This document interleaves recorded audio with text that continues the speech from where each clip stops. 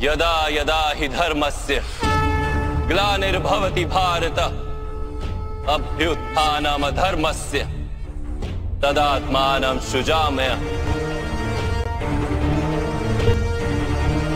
परित्राणाय साधूनां विनाशाय च दुष्कृतां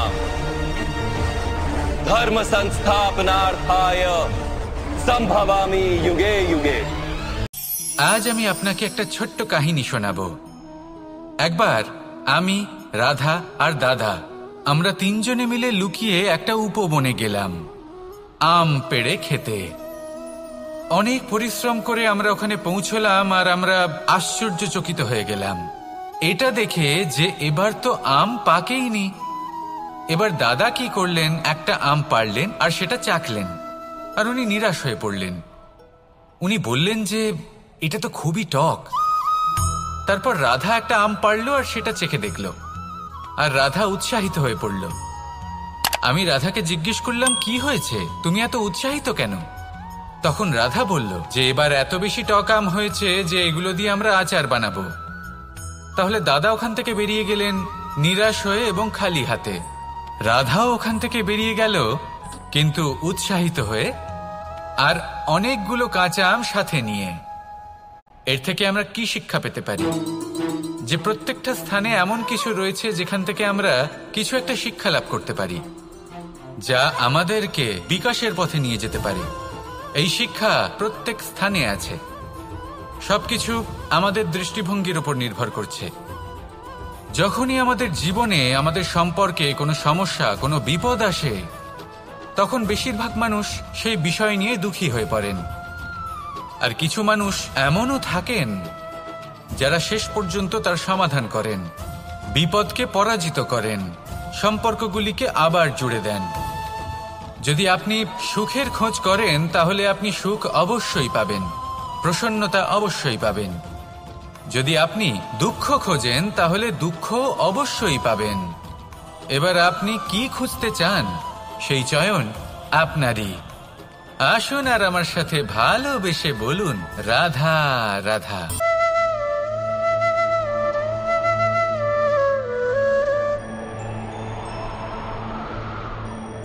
আসুন আপনাদের স্বাগত জানাই।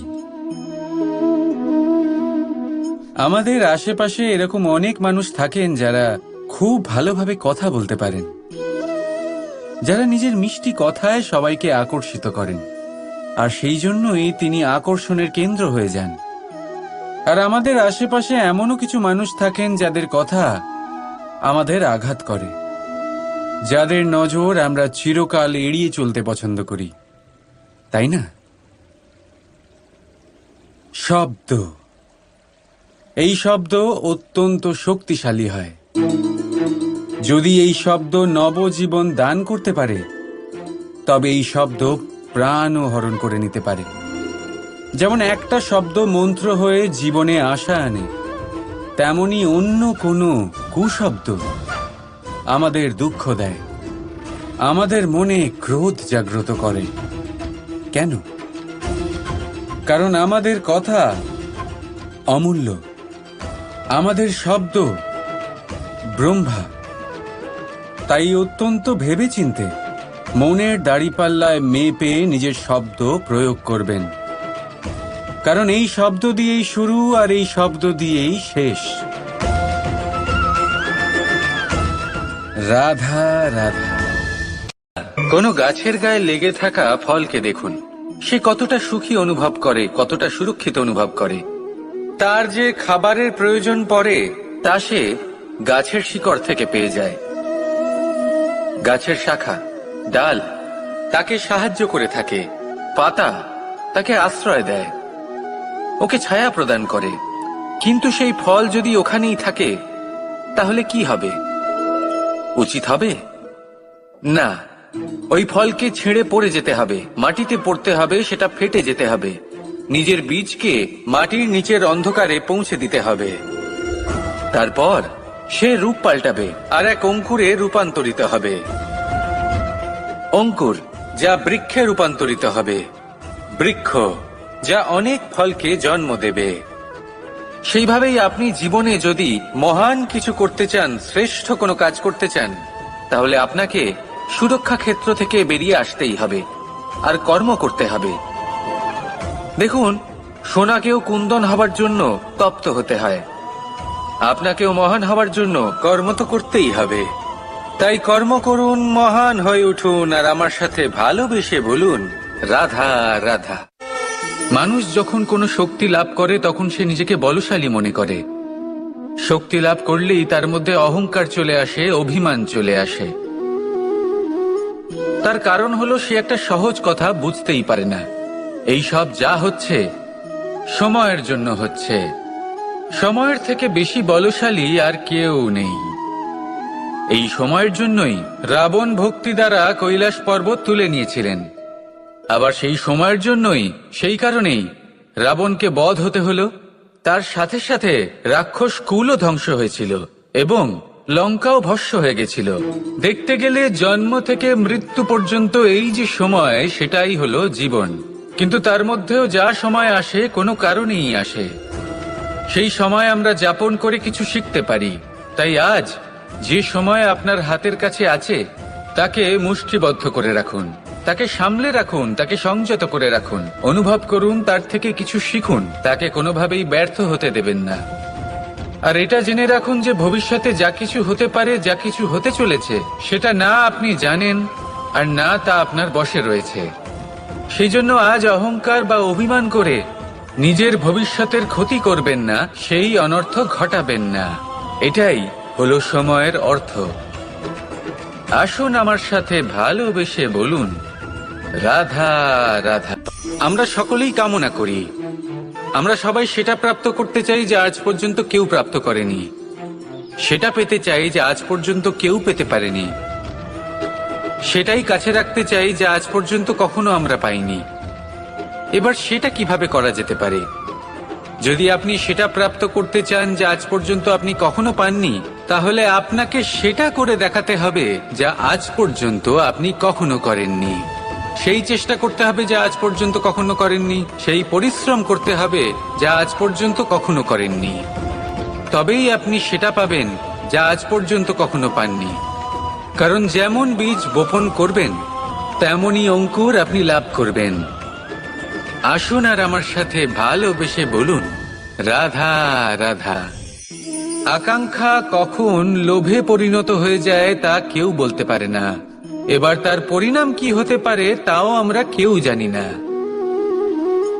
আজ আমি আপনাকে বলছি, কোনো ব্যক্তি সবথেকে বেশি ক্ষতির সম্মুখীন তখনই হয় যখন সে এটা মনে করে যে সে সবথেকে বেশি সুরক্ষিত স্থানে রয়েছে। সে ভাবে যে সে সেখানে সুরক্ষিত রয়েছে।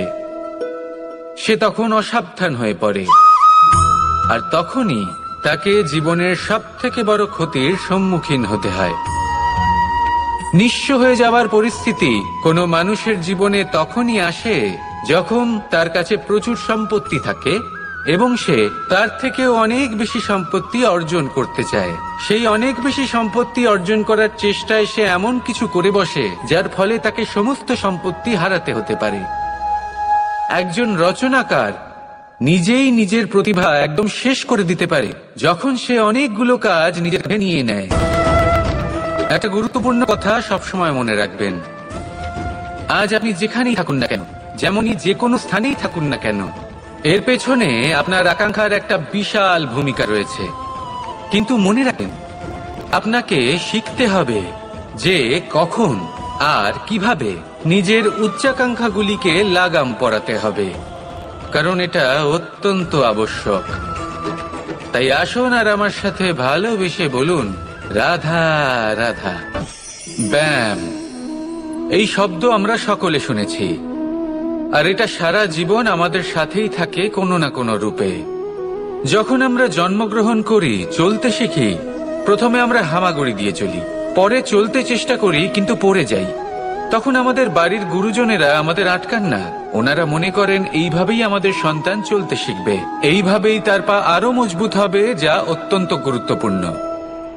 এইবার জীবনকালে যতই আমরা এগোতে থাকি, এই ব্যায়াম বিভিন্ন রূপে আমাদের সাথেই থাকে। কিন্তু আপনি আপনি কি জানেন যে এই ব্যায়ামের তাৎপর্য আসলে কি? আপনি কি জানেন এই ব্যায়ামের মর্ম আসলে কি? যখনই আমরা এই ব্যায়াম করি আমাদের শরীরের মাংসপেশি ক্ষয় হয়। প্রথমে তা ক্ষয় হয়, তারপর আবার তা নির্মিত হয়। আরো শ্রেষ্ঠ, আরো শক্তিশালী মাংসপেশি আমরা লাভ করি। অর্থাৎ এই ব্যায়াম হলো সৃজনের বিজ্ঞান। এই ব্যায়াম আমাদের জন্য অত্যন্ত আবশ্যক। সেই জন্য জীবনে যখনই কোনো কিছু নষ্ট হয়ে যায়, চলে যায়, তখন হতাশ হয়ে পড়বেন না, তাকে পুনর্নির্মাণ করার চেষ্টা করবেন। আর এই শিক্ষা আমরা লাভ করি পাখিদের থেকে। যখনই বর্ষা হয়, ঝড় আসে, যখন পাখির বাসা ভেঙে চুরমার হয়ে যায়, তারা হার মেনে নেয় না। সে আবার অল্প অল্প করে সব খুঁজে একত্রিত করে আবার নিজের বাসা বানিয়ে তোলে।